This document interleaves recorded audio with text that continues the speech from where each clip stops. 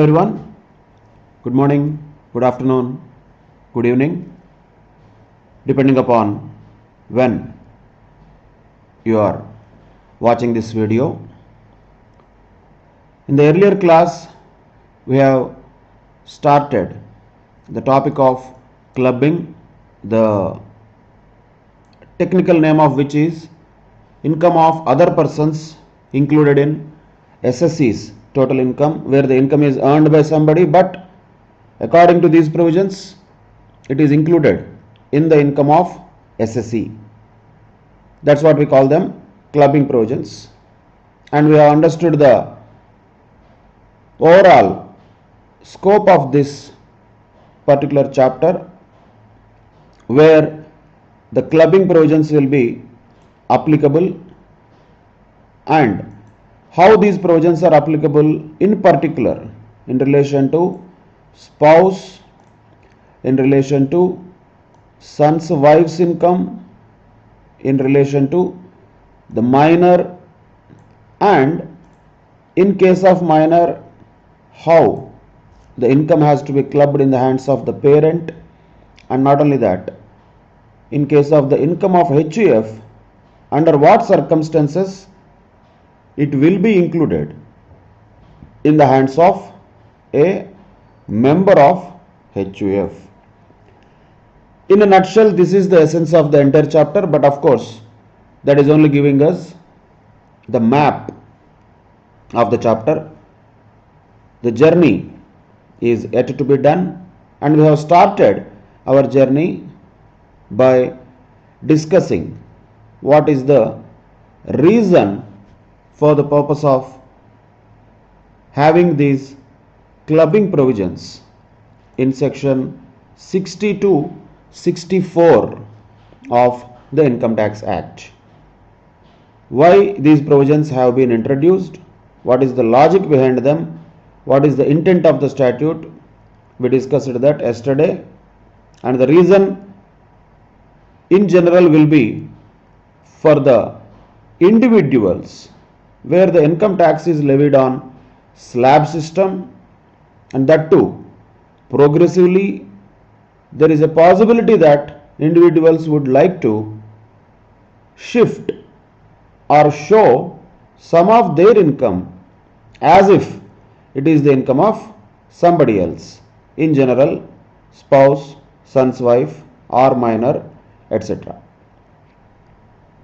In that case, what the individual SSC is trying to do is to minimize the tax burden, either by shifting their income from a higher slab to a lower slab, or completely avoiding the payment of tax by availing the basic exemption limit with different people. So this is what is possible in case of individuals in order to basically counteract such tendency. The clubbing provisions are there in order to counteract such tendency on the part of taxpayers who might try to transfer their incomes or properties to somebody else, of course for the namesake, but with an intention of either avoiding or reducing the tax liability. This is the intent of the statute when they introduced the clubbing provisions, and where these clubbing provisions are ranging from section 60 to section 64. So 60, 61, 62, 63, 64, these are the sections in which clubbing provisions are contained. And also we started section 60, where the clubbing provisions are explained in a case where these are applicable for any person. So here there is no specificity about that person being individual. If any person transfers What is transferring? Income only from any asset without transferring. Without transferring what? Without transferring asset itself. In that case, such income is to be included in the total income of who? Transferor. This is the core provision in relation to section 60, where any person is transferring the income but not transferring the asset. In that case, the law presumes that such a transfer of income is with an intention of avoiding the tax. We don't really care about what is the real intention. The law automatically presumes that it is a malintention, and law will not tell all these things. It only tells, boss, if you do this, the income which has been transferred in the name of other person will not be taxable in the hands of the other person. Rather, it will be taxable in the hands of the transferor himself. That is what is section 60. The heading itself tells all: transfer of income without transfer of asset. However, there are some additional points to be also noted. It doesn't matter whether the transfer is a revocable transfer or irrevocable transfer. So don't worry about it. These are immaterial. Whether the transfer is a reversible one or a non-reversible one, doesn't matter. Also, it doesn't matter whether it is done before the commencement of act or after the commencement of act. We don't care about that much, because commencement of the act itself is a long past historical event. Now, we also discussed the examples wherein the SASI was transferring only the income but not the property, and the income which has been transferred in the name of somebody else was still taxable in the hands of the transferor, that is our SASI. That is section 60. Now let us move on to section 61. Here we are talking about something else. What is happening here is the SASI is transferring assets here, but what kind of transfer that is? That is a revocable transfer. So understand the difference between section 60 and 61 very carefully. 60 is talking about transfer of income but not transfer of assets, and 60 never talked about revocable, irrevocable. Either way, that is going to be still taxable in the hands of transferor. Now 61 is different. 61 is talking about a revocable transfer of assets only. Here the income is not transferred, asset is transferred. Of course, along with the asset, income will anyway be transferred, and the transferee is deriving some income from such assets which he has received from transferor. Now the question comes, whether such income is taxable in the hands of transferee or transferor. Under normal circumstances, whoever earns income, he will be the person in whose hands it should be taxable. However, we are talking about exceptional circumstances. We are talking about clubbing provisions. That is why, though the asset is in the name of the transferee, legally speaking, though income is earned by the transferee, legally speaking, practically speaking, even then, in spite of these two facts, still such income will be taxable in the hands of transferor. It should be clubbed in the income of transferor. That is what section 61 says. Now read it carefully. All income arising to any person. So here also any person is the word used, so no need of any particular nature of the SASI. Any person, not necessarily individual. So any income arising to any person, and how is it arising? By virtue of a revocable transfer of assets is to be included in the total income of transferor. So the transferor has transferred the asset in the name of somebody else, but what kind of transfer that is? That is a revocable transfer. Revocable, as we understood earlier, is it is reversible. Irrevocable means irreversible. Revocable transfer means today I will transfer, after some time the asset will come back to me. So basically it is like giving it and taking it back. That is revocable transfer. So why would somebody do a revocable transfer? The law presumes he is doing only to avoid the tax. And the law, because it wants to counteract such tendencies, it has introduced section 61, which says, if any income arises to any person by virtue of a revocable transfer of assets, that should not be taxable in the hands of that person, rather that should be included in the total income of transferor. That is section 61 about clubbing of the income received by a person who got this income from an asset which he has received through a revocable transfer. In that case, that income shall be clubbed in the hands of the transferor of that asset. Once again, to just quickly distinguish between 60 and 61, 60 talks about the transfer of income, 61 talks about transfer of asset.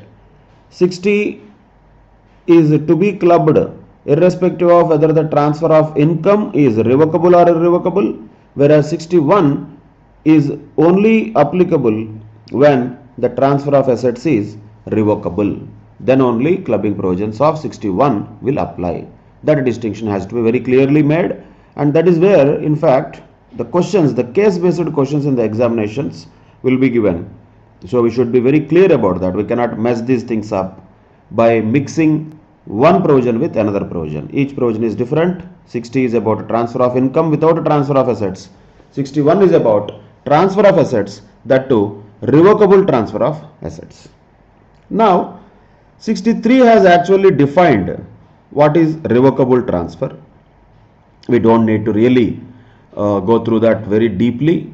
Name itself indicates that is enough. It will give a big definition as far as the law is concerned. That is how the laws are drafted. But what is the meaning of revocable transfer? That is enough for us to understand. What is the definition given by the law, particularly word by word, is not required to be by hearted or remembered. It is not going to be as important as 60 and 61 are. 63 is only defining what is a revocable transfer. We know that already. What is a revocable transfer? If that is a reversible transfer.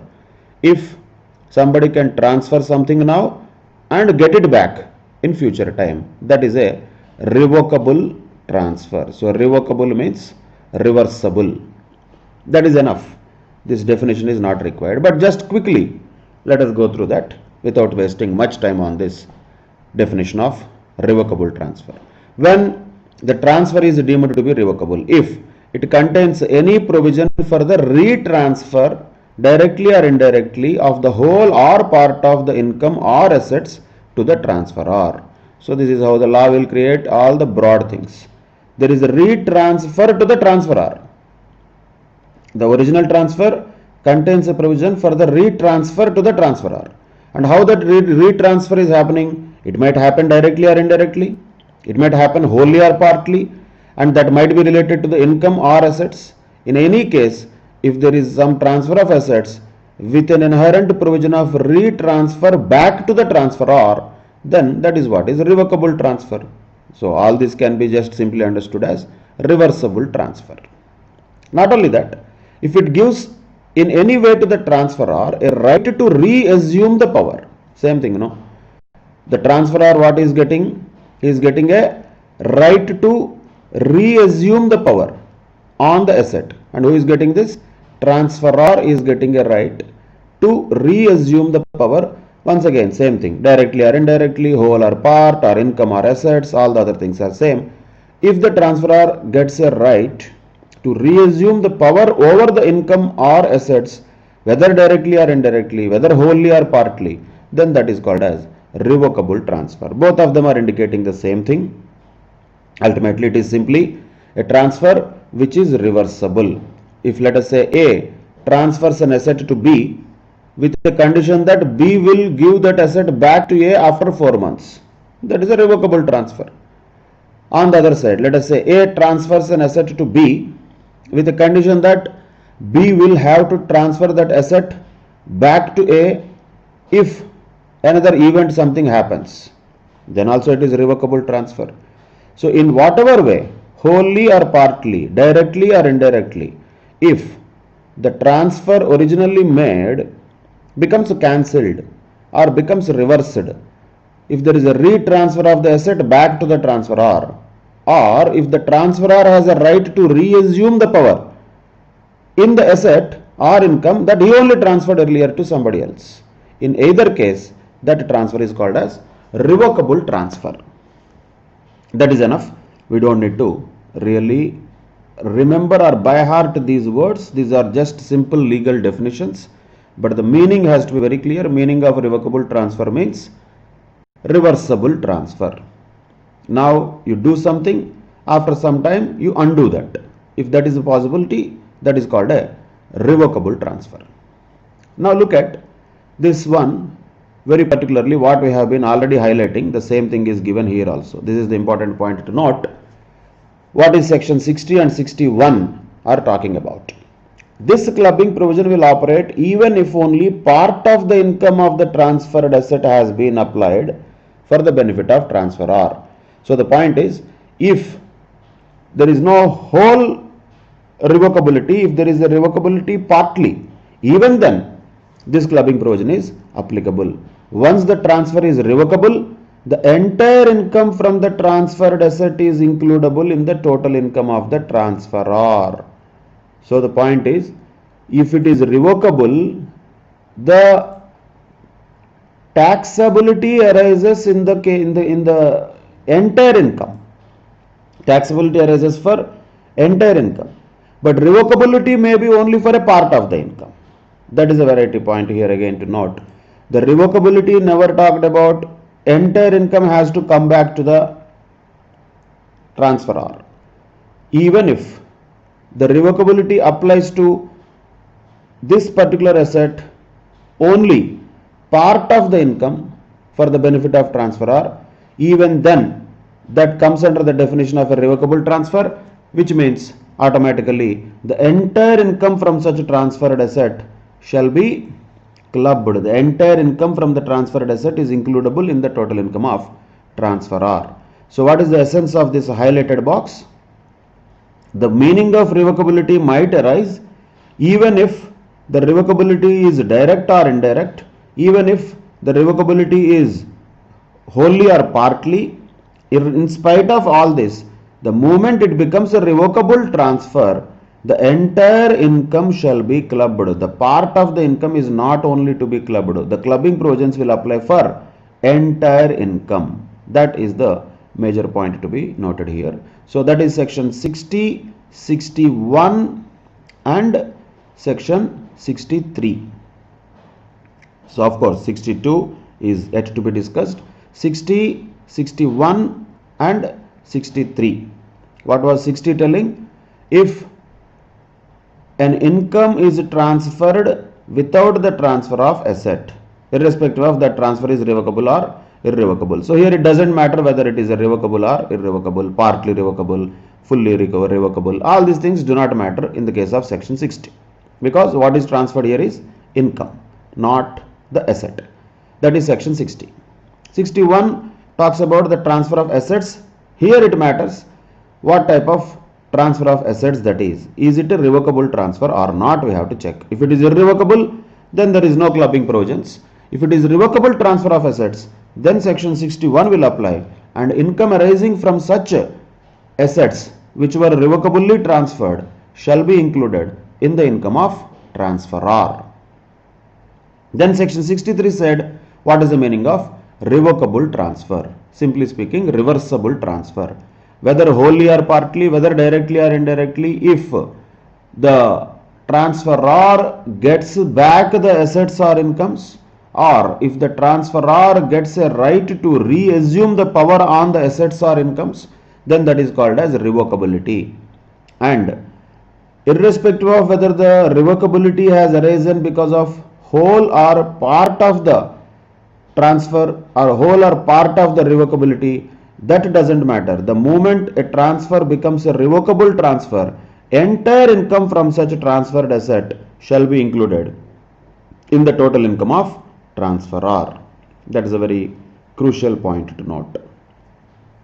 For example, let us take an example for understanding this box, highlighted box.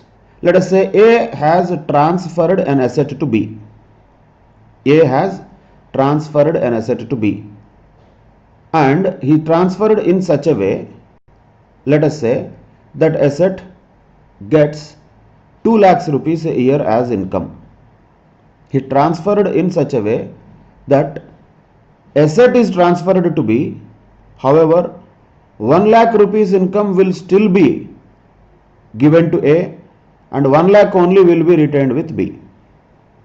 Understand the case very clearly. A has an asset, let us say a house property. He has transferred it to B. Legally registration, everything is done. Now legally who is the owner of the asset? B. A transferred the asset to B legally. However, while transferring, the condition is that out of the income that B receives from such asset, he has to give 1 lakh to A. Even though he is not the legal owner, A should still get some portion of income from such asset. So now what happened? It is a revocable transfer. Why? Because on the name of it, on the face of it, it looks like a transfer of asset by A to B. But in reality, only A is having still right to assume the power on the part of the income of that asset. So it is coming back to A from the income of the asset, not necessarily wholly. Even though in this case partly it has come back to A, still it is called as a revocable transfer. So from the legal point of view, under normal circumstances, B is the owner of the asset. Naturally the income shall be generally taxable in the hands of B. However, here section 61 applies. Since it is a revocable transfer according to section 63, the entire income of 2 lakhs shall be clubbed in the hands of A. That is the point. Actually the asset is in the name of B and B is receiving the income also literally of 1 lakh and he is giving 1 lakh to A. But still, in whose hands the entire 2 lakhs shall be taxable? It shall be taxable in the hands of A only. Why? Because the transfer of asset, whatever he has done, is in the nature of a revocable transfer. Hence, though he is getting back the income partly, since it is a revocable transfer, entire amount of the income that is earned from the transferred asset is includable in the total income of transferor. So that is a point here very important to note. The entire income, sorry, it's not coming clearly. So the main point to note here is entire income from the transferred asset is includable in the total income of transferor, even though there is only a part of the income has been applied for the benefit of transferor. That is the twist point in section 61 applying section 63. 60 doesn't care about this. Why? Because 60 is applicable irrespective of whether the transfer is revocable or irrevocable, partly, wholly, that point will not arise. So when it comes to 61, even though the transfer or revocability is partial, clubbing is not partial, clubbing is in full. In a simple sense, we can conclude like that. That is section 60, 61 and 63. Now let us go to section 62. What it says? Exceptions. What are the exceptions? Where clubbing provisions are not attracted even in case of a revocable transfer. So 61 is there where it says there is a revocable transfer of assets, means the income arising from such assets shall be included in the hands of transferor if there is a revocable transfer. That's what section 61 says. And what is exception to section 61? That is section 62. So 62 is nothing but exception to section 61. Right? So what is it telling? Where clubbing provisions are not attracted even in case of a revocable transfer. So even there is a revocable transfer, still clubbing provisions are not applicable. When? That's what section 62 says. So 62 is an exception to section 61. That's what it starts. 61 will not apply to any income arising to any person in the following two cases. That means there are two different situations where section 61 is not applicable. What are those two cases? Let us look at them. So here the transfer is not revocable during the lifetime of the beneficiary. Of course, also the transferee. That means the transfer is revocable after the beneficiary or the transferee has died. It is not revocable during the lifetime of the beneficiary or transferee. If that is the case, then even though the transfer is a revocable transfer, still clubbing provisions will not apply. What does it mean? Let us just take a simple example. A transfers an asset to B, and it is a revocable transfer, and that asset will come back to A or the legal heirs of A when B dies. In other words, A has transferred the asset to B so that B can enjoy that asset or the income from that asset till B lives, and when that will come back to A after B dies. So what happened here? The transfer is not revocable during the lifetime of the beneficiary. Who was the beneficiary in our example? B. Transferee or beneficiary, both are same. That revocability is not applicable in the lifetime of that transferee or beneficiary. So as long as B lives, there is no revocability. Means what? A cannot get any portion of the income of that asset as long as B lives. That, legally speaking, is it called a revocable transfer? Yes, it is still a revocable transfer. But will the clubbing provisions apply? No. Why? Because once again you can understand the reason behind it. It is still a genuine transfer.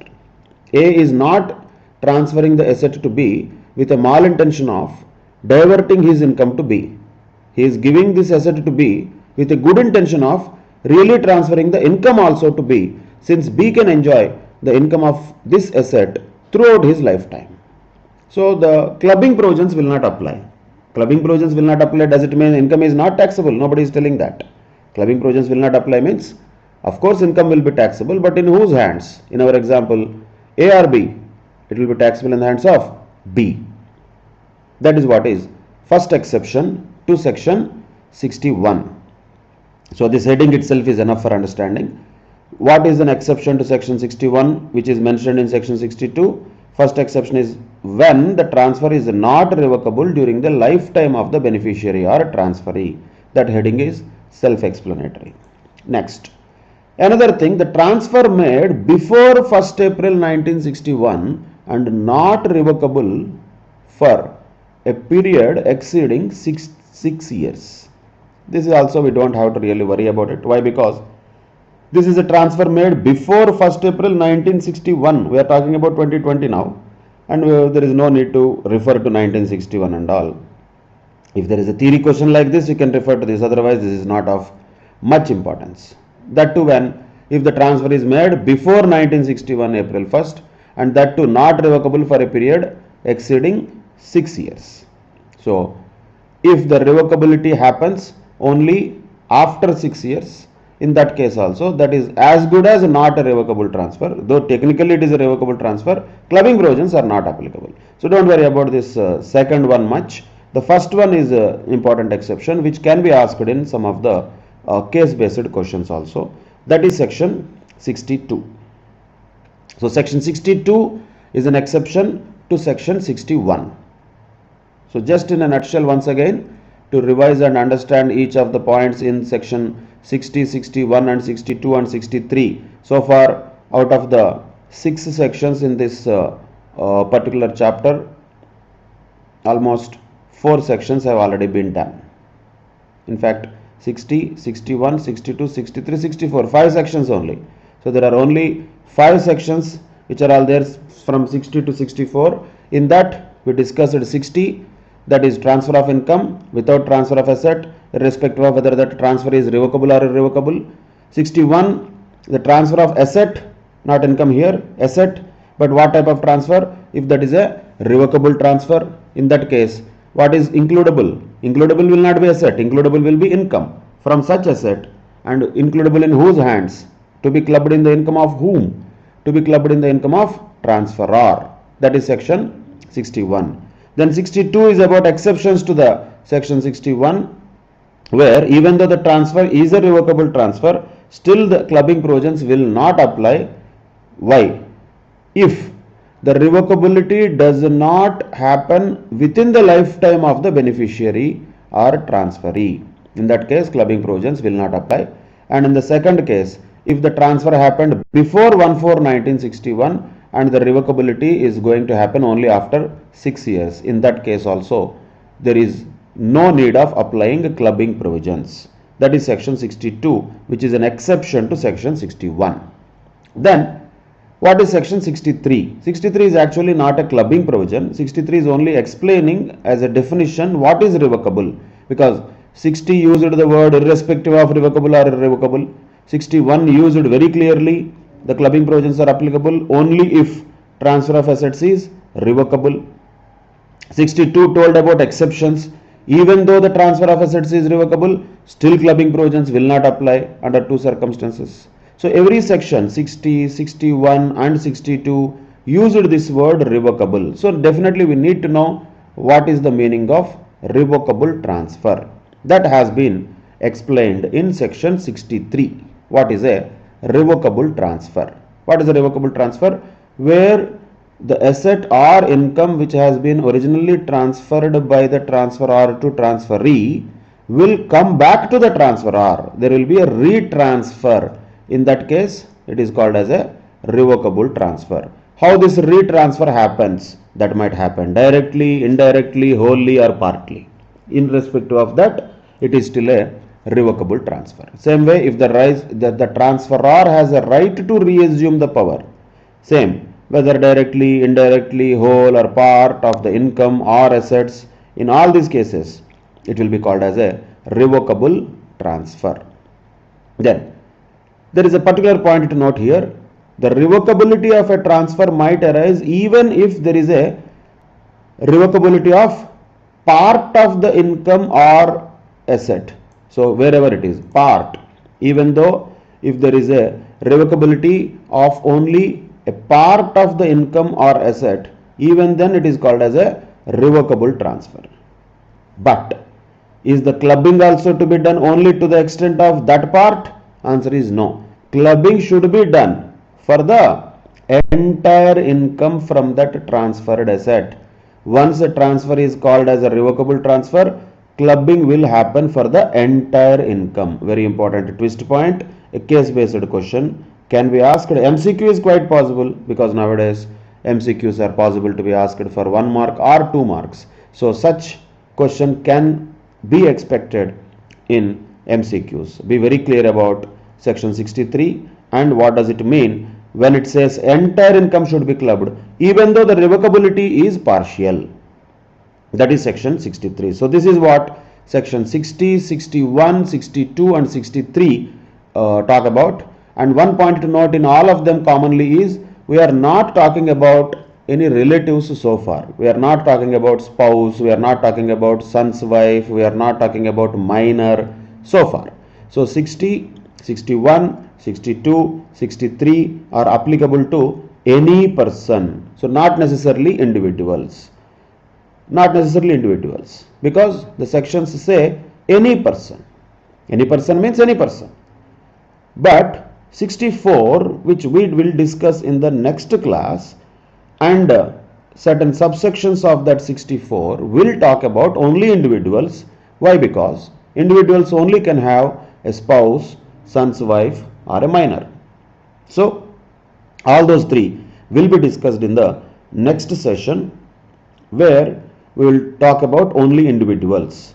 But the difference to be really clearly understood and remembered, 60, 61, 62, 63, all of them are not talking about only individuals. They are talking about any person, and there is no need of any relationship between transferor and transferee as far as all these 4 sections are concerned. Transferor, transferee need not have any kind of relation.